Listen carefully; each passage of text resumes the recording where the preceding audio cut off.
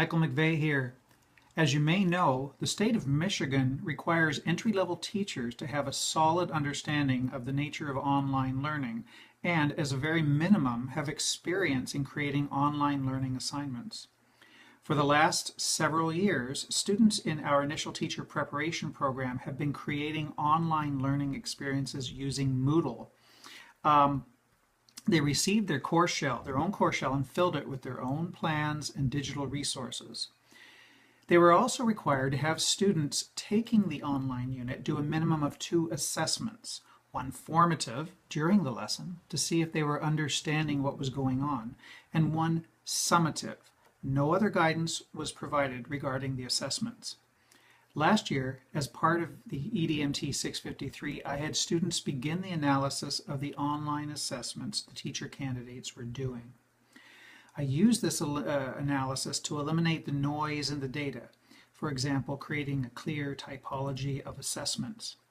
They broke down into 2 areas, very simply put. Let's see if I can find that. There we go. Those that had highly constrained answers, multiple choice questions at one extreme, and at the other were the less constrained projects. About 1/8 of the student teachers thought were great tools for assessing understanding. And here it is in a nutshell. More constrained tools on the left, multiple choice, categorizing, and on the right hand side we have the essays, concept maps, discussions, projects like that that were less constrained. Let's carry on. I submitted my final research to the Journal of Research on Technology and Education, where it was promptly rejected. I'm also on the editorial board for that journal, so it was suggested that I send the paper to the Journal of Digital Learning in Teacher Education. It's an ISTE journal.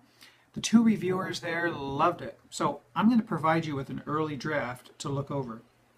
My conclusion was that teacher candidates were avoiding any sort of collaborative assessment activities. And what I'd like you to do is develop the context based on this paper and directly using parts of it. You can pull the references out and so forth with my help. And develop a survey that we could give to 2 groups in September, those who have already completed the online learning unit and those who will be creating one this fall.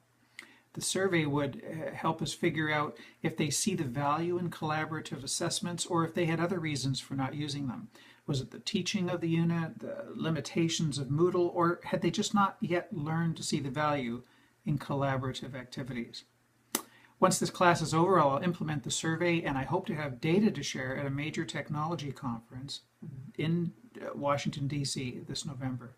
So I'm really looking forward to your assistance and your help in this.